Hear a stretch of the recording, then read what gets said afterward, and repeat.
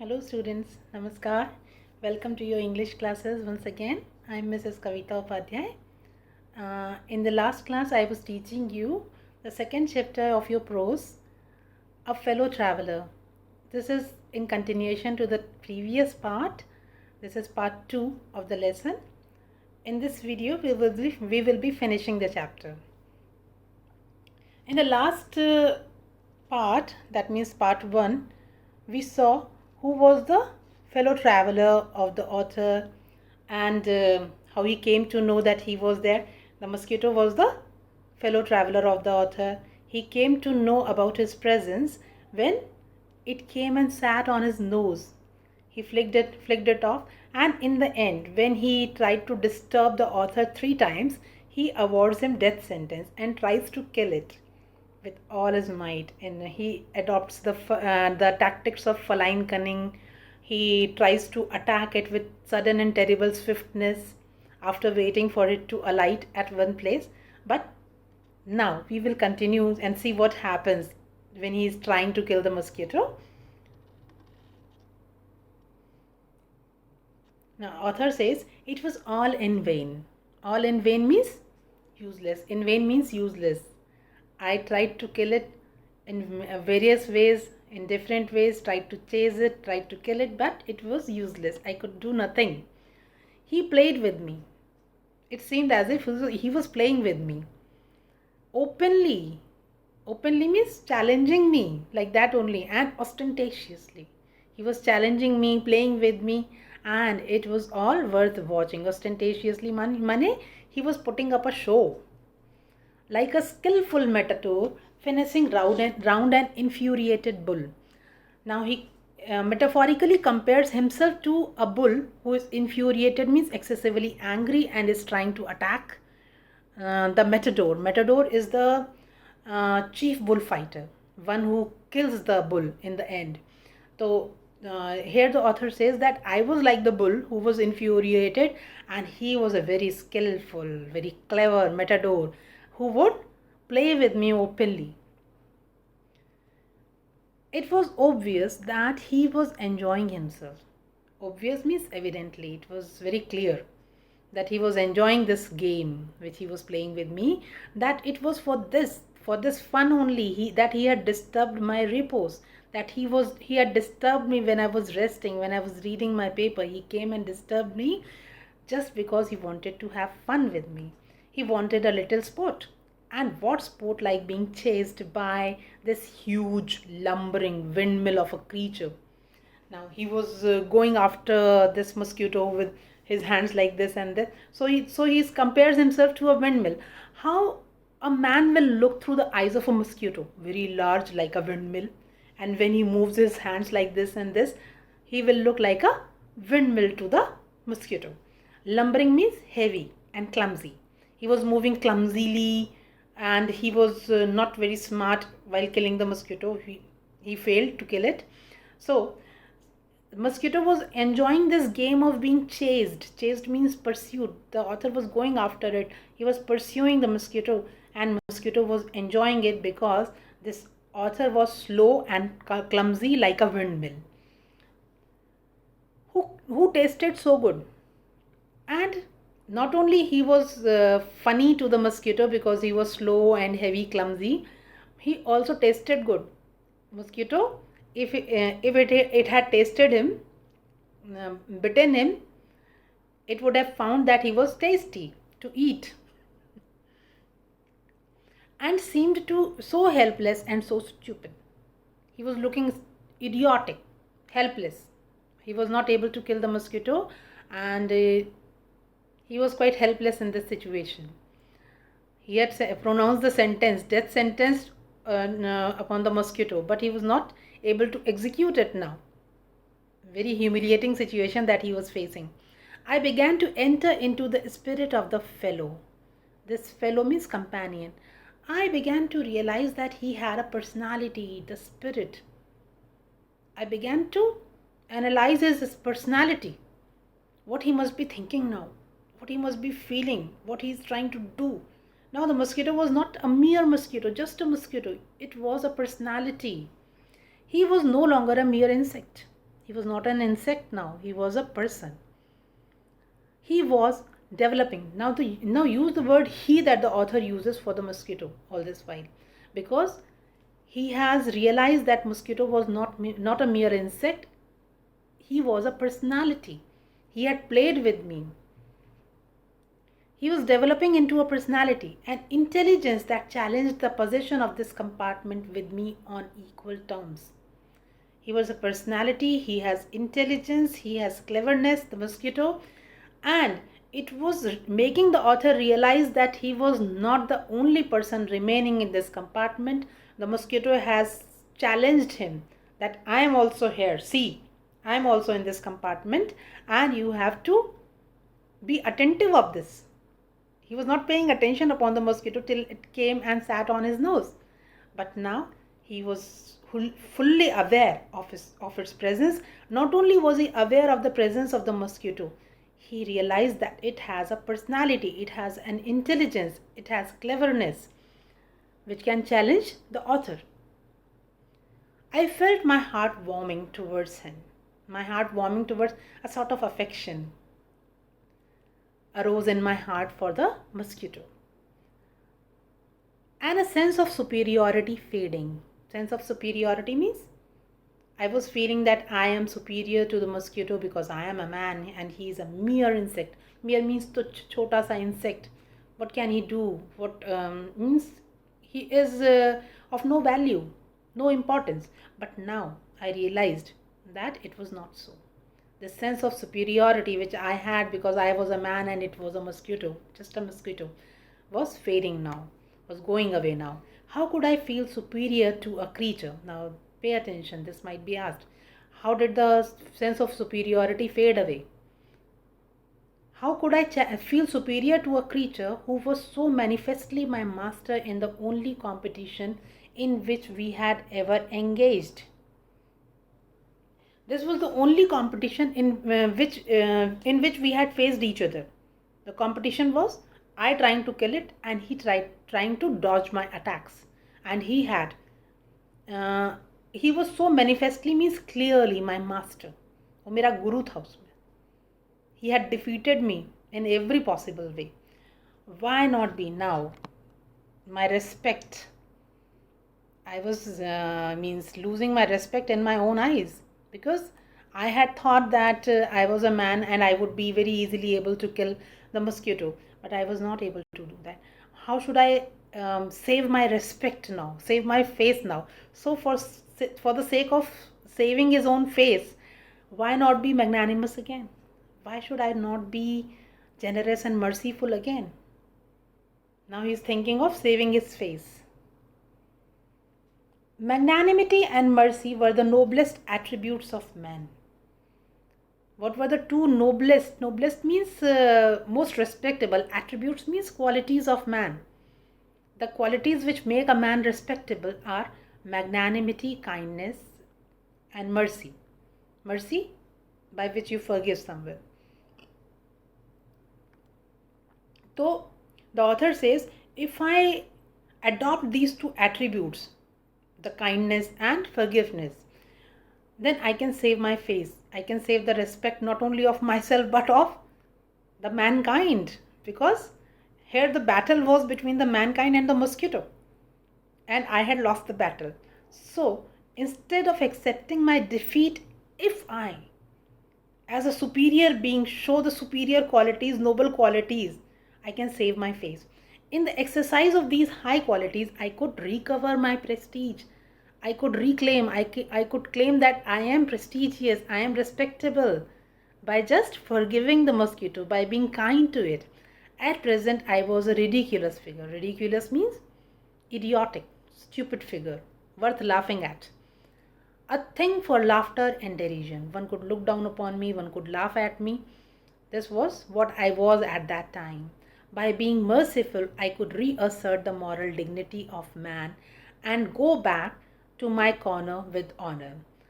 In this situation, what could I do? I could just be merciful, forgive the mosquito, and that is how I could reassert, means reclaim, re-establish the moral dignity of man. Moral dignity means respectability. Morally, I was a superior creature. The man was a superior creature, and this respect of man could be re-established only by being merciful, because I was not able to kill the mosquito at all, and go back to my corner with honor. After saving my honor in this way, I could just go back to my corner and sit there quietly. I withdraw the sentence of death, I said. So I said, I'm withdrawing the death sentence. I had awarded death sentence. I said that justice demands it and court awards it. But now, I as court withdraw the death sentence. I said, returning to my seat, and returned to my seat after that. I cannot kill you, but I can reprieve you. I do it. I cannot kill you, okay, but I can do one thing. I can reprieve you. Reprieve means postpone the death sentence. Here, in this case, he has just forgiven the mosquito and not postponed but cancelled the death sentence. I do it.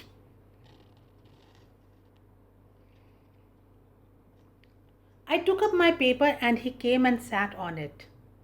Now, I went back to my corner. I picked up my paper again, and he came and sat on it. Foolish fellow. Now the author says, it is such a foolish fellow. I said, you have delivered yourself into my hands. You have given yourself into my hands. You are sitting on the paper right in front of me.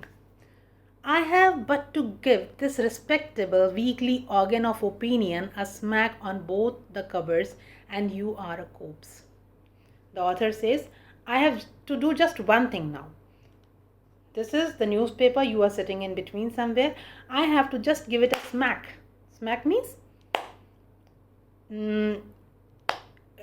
strike with some noise on both its covers, and you are a corpse. Corpse means dead body. You will be a dead body neatly sandwiched between an article on peace traps and another on the modesty of Mr. Hewis. You will be sandwiched. Sandwiched means you will be struck between the two things, like a sandwich in which two bread pieces are taken and then something is stuffed inside. Sandwiched between an article on peace traps. On one side there is an article on peace traps, and on the other side the article which is titled The Modesty of Mr. Hewis, and you will be sandwiched between these two. But I shall not do it. I have reprieved you. I have forgiven you. I have withdrawn the sentence of death, and I will satisfy you. I will not kill you. I will satisfy you that when this large animal means author himself, he is very large animal in front of the mosquito. This large animal says a thing, he means it. That means I am a respectable person. I mean what I say. I promised that I will not kill you, and I will not. Moreover, I no longer desire to kill you. Moreover, I am not killing you, though you have delivered yourself into my hands, just because I wish to satisfy that I am a respectable person. I keep my promises. Not only this, I don't wish to kill you. Why? Through knowing you better, because now I know you as a personality, not as a mere insect. I have come to feel, shall I say, a sort of affection for you. Because now I know you better, and I have started feeling some sort of affection for you. My heart has become warm for you. I fancy that St. Francis would have called you little brother. St. Francis was a quite large-hearted person, and he believed in universal brotherhood. Every little creature was his brother for him. So, I imagine, the author says, I imagine St. Francis would have called you little brother, my mosquito, you are a little brother. But I cannot go so far in Christian charity. Though I am a Christian, I cannot go so far in Christian charity.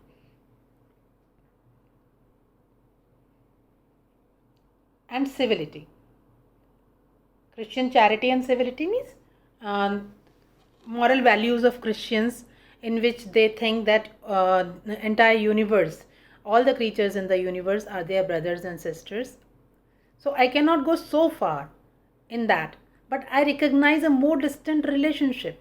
I recognize a relationship which is not so close as my brother. It is a distant kind of relationship. Fortune, luck has made us fellow travelers. Luck has brought us together in this carriage, and we have had a good experience with each other, good or bad, whatever it is, but it is memorable. We are fellow travelers on this summer night. I have interested you. I have interested you means you have taken interest in me. You came, sat on my nose, you inspected my neck, you sat on the back of my palm, and you played with me, defeated me, and you have entertained me. The author says that you have entertained me means I've had a good time with you. The obligation is mutual. This relationship in which both of us have been benefited. The obligation is mutual, and it is founded on the fundamental fact that we are fellow mortals. Fellow mortals means someone who is finally going to die. Everybody who has taken birth is going to die someday. So we are fellow mortals. Both of us have to face death. This is the foundation on which we are living together in this world as creatures. That means we have to face someday death also. That is why the fortune has brought us together and made us fellow travelers. I suppose the miracle of life is ours. We both are living beings. We are seeing this miracle which is full of secrets. The life has so many secrets, and this is common between us.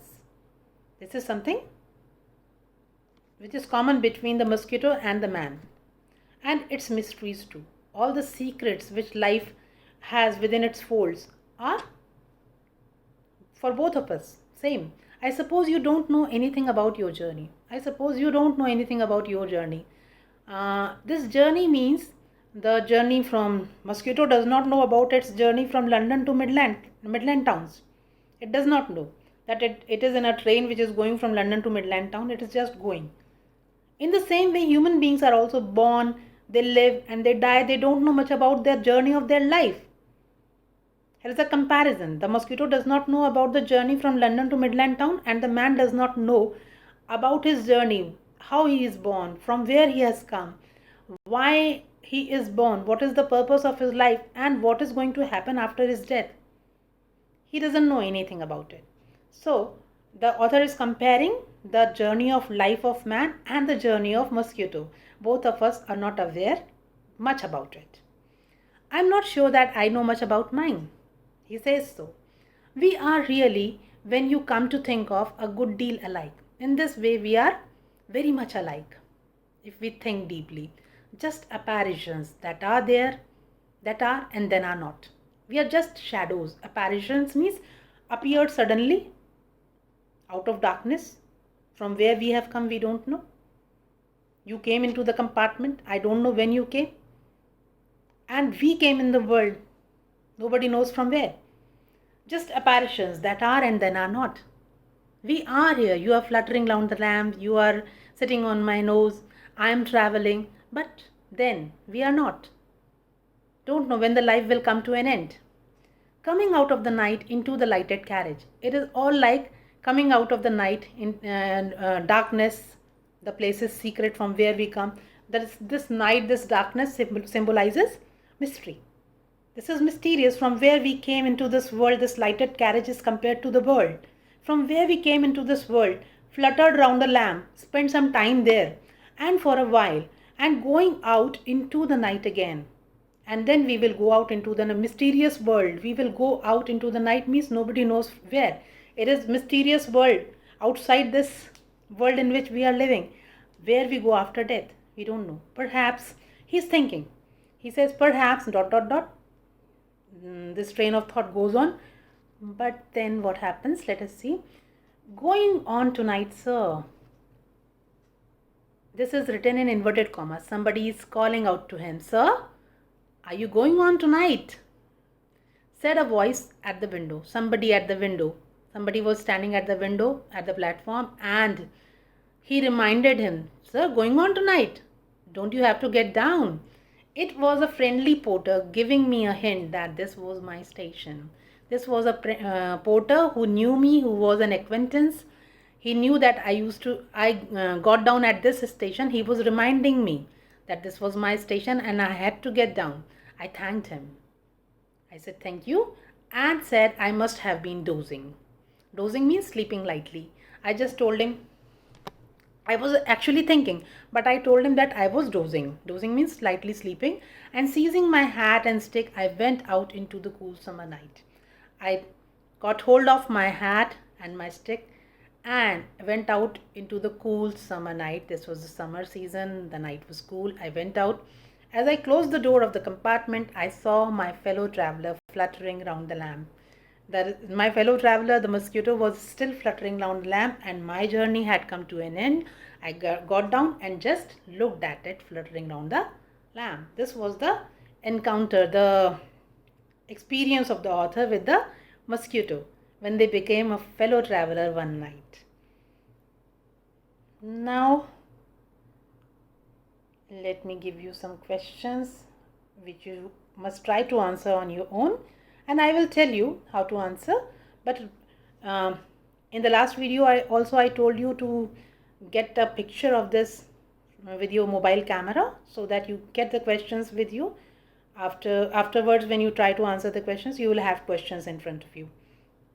The first question is, why did justice demand the award of death sentence? Why did justice means Nyay. The author says justice demands death sentence. Why? The author said that the mosquito was a vagrant. First thing was vagrant. He was not settled at one place. He would roam about here and there without without a source of livelihood and without a home. He was involved in illegal acts. What were illegal acts? Like causing harm to general public. He was a public nuisance. Traveling without ticket. Eating meat without a permit. He did not have a meat coupon. And these were such and many such crimes this mosquito had committed, for which justice demanded the award of death sentence. The second question is, who was the skillful matador finessing round an infuriated bull? How? The author uses a metaphoric comparison between himself and an infuriated bull and the mosquito and the matador. Mosquito is like a skillful matador. Matador, I told you, is the person who is a bullfighter, very expert bullfighter who kills the bull in the end. And this author, the way the author was running behind the mosquito and trying to kill it, he was like the infuriated bull trying to kill the matador, trying to attack the matador, and matador was so skillful that it was dodging all the attacks which he was making. So this was the comparison. Third question is, why did the author decide to be magnanimous and merciful to his fellow traveler? Why did the author decide to be magnanimous and merciful? Earlier he had said that he awarded death sentence, and he also said magnanimity has its limits. Twice you have been warned. This was the third time when the mosquito came and sat on the back of his hand. He said magnanimity has its limit. But now, later on, he says, why not be magnanimous again? Why? Because the author had tried to kill the mosquito and assert that he was superior to the mosquito, but he was not able to kill it. So he says that this he can regain his prestige only by being magnanimous, kind, and forgiving. If he forgives the mosquito, he will show highest attributes of mankind, and then he could assert that he was a dignified or respectable person. That could be re-established only by being forgiving and generous to the mosquito, but because it was not possible to kill the mosquito for the author. Second is fourth. Why couldn't the author think of himself as superior to the mosquito? He himself says, How can I think that I am superior to someone with whom I have engaged in only one competition and in which he had proved himself to be my master? There was only one competition between the mosquito and the author, and that was that mosquito was dodging the attack of the author, and author was employing every tactic to kill the mosquito. This was the competition in which they had engaged, and the mosquito had dodged all the attacks and proved himself master of the author. So he could not feel himself superior to the mosquito. What relationship did Mr. A.G. Gardiner develop with the mosquito? What relationship? Saint Francis होते तो कहते हैं कि mosquito is my little brother, but the author says I'm not saying that you are my little brother. I recognize a more distant relationship, that of a fellow traveler. Fortune has brought us together and made us fellow traveler, and this relationship is based on the fact that we are fellow mortals. The mystery of life is ours in common.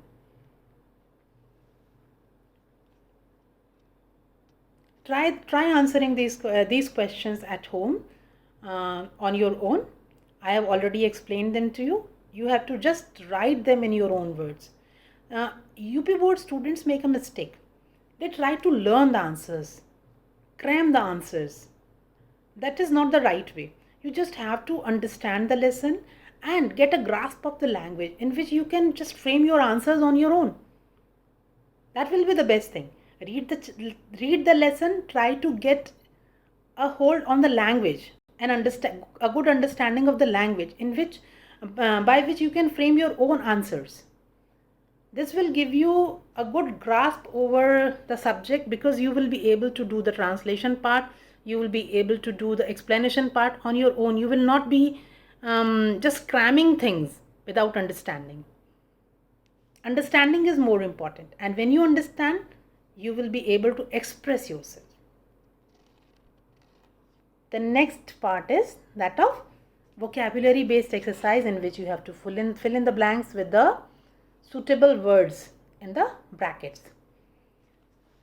I dash the black cap and condemn you to death. Wear, put on, or assume. The author uses the word assume. Though these two words, wear, put on, have similar meaning, but here assume the black cap because it is formal expression. Okay. I adopted tactics of dash cunning, my cunning, feline cunning, or canine cunning. My cunning, the author was not cunning at all. He tried to be cunning by following the tactics of feline. Feline means cat family. Cat. So feline cunning. Canine pertains to dogs.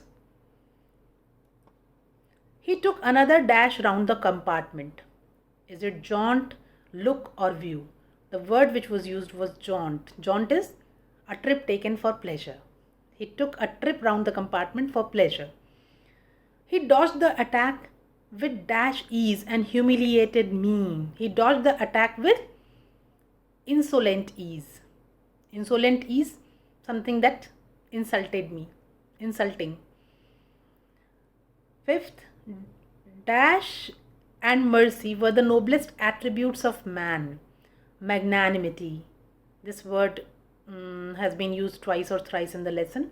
Magnanimity means kindness or generosity.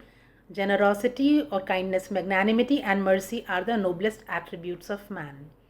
Sixth, I felt my heart warming and sense of dash fading. Sense of superiority, feeling that you are greater or superior to someone else. This sense was fading because the mosquito had proved himself superior to the author in the only competition they had engaged. So that's all for us for now. This chapter I have already completed with you. Hope you had enjoyed the lesson, and you will continue learning like this. Keep working hard, stay home, and stay safe. Bye for now.